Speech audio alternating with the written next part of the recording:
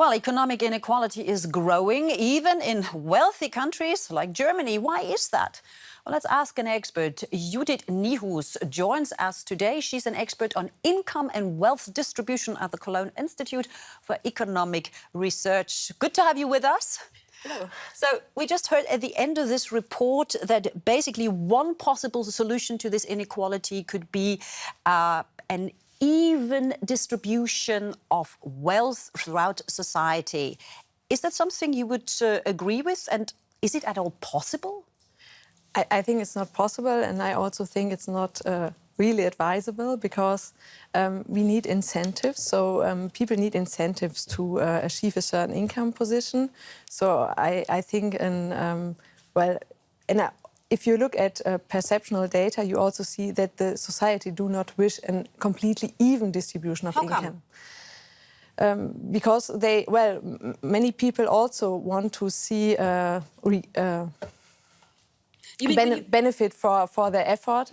If they work hard, they also want to benefit from it. Yeah. So isn't the study and many other studies, aren't they saying exactly the opposite? That a lot of people feel that they're working hard, that they put in an awful lot of effort, yet compared to those super rich ones, they'll never, I mean, they will not just not achieve the super rich status, but they just don't seem to be getting more money, even less perhaps.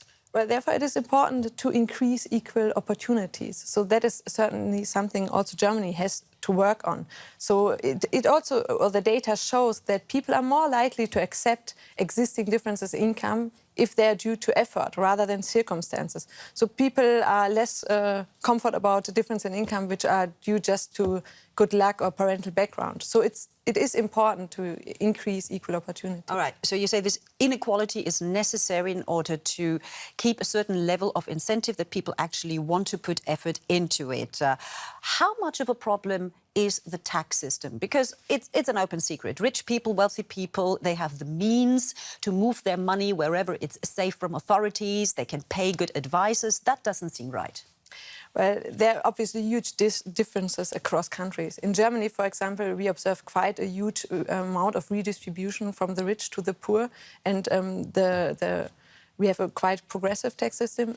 That is obviously different in other countries, for example, like in the United States. So we have huge differences in the amount of redistribution.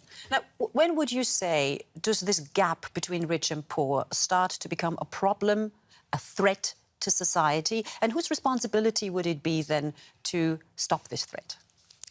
Well, actually, we have a democratic society, so people can vote about the tax system and so on, but they have to keep in mind that if we just increase redistribution, for example, in Germany, we already have quite an amount of redistribution, it always has disincentive effects.